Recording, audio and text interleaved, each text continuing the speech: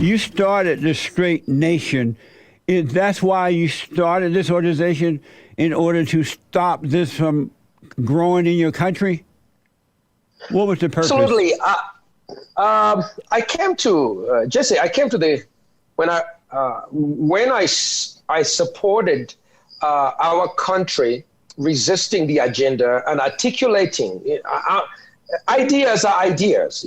They need to be articulated and they need to be rejected. So when we rejected that way of life, the LGBT way of life, it's a contest.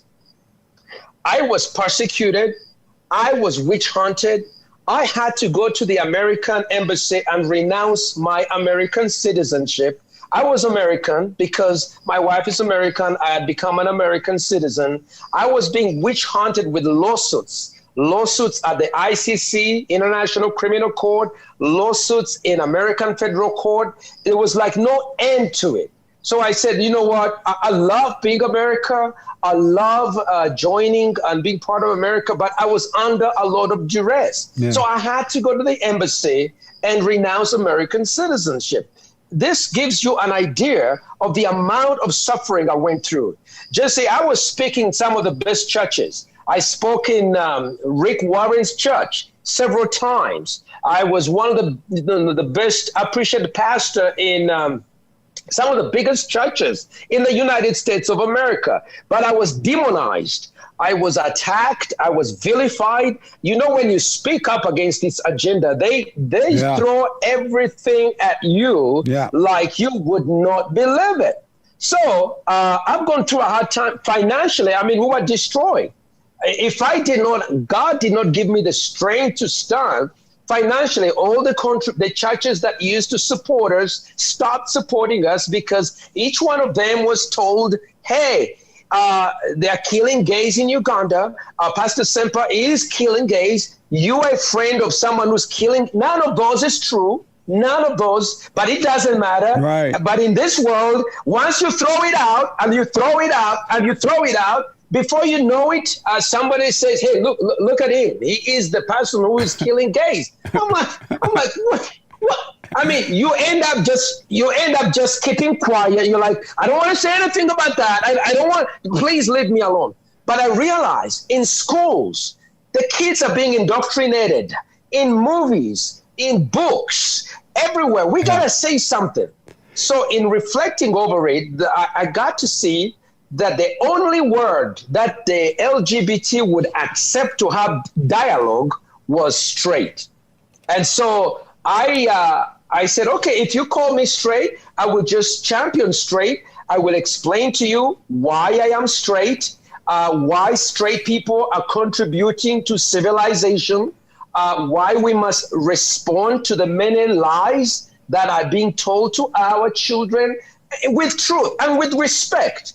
And then we must advance the family, because if we don't advance the family, our kids are going to say, no, sometimes girls don't like boys, developmentally. I remember a time I had no use for girls, I was just like boys. And So let me ask, did Pastor Warren in churches like that, did they turn against you as well? Oh, yeah. My goodness. Rick Warren was number one because he was, attacked. He didn't talk to me at all. He sent us a video, told us, don't resist the gay agenda. You just be nice. I'm like, really? Rick, what is this? What is this? Yeah.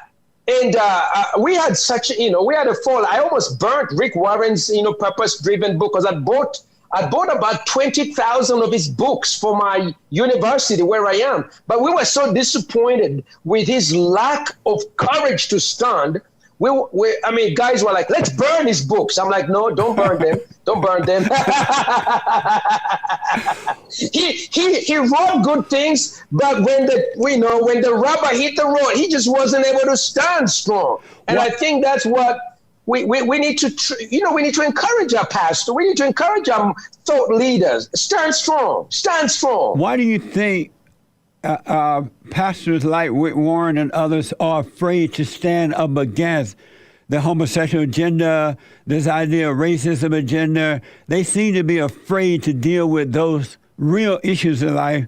Why do you think they are afraid?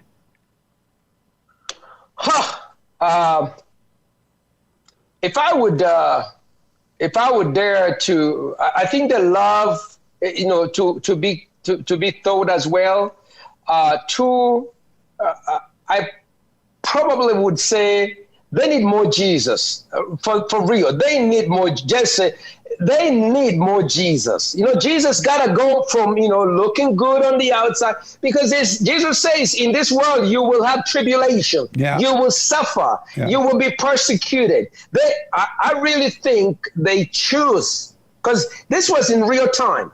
Rick Warren rejected me, and he reached out to Elton John and said, if me and Elton John kiss, it will be a kiss that goes around the world.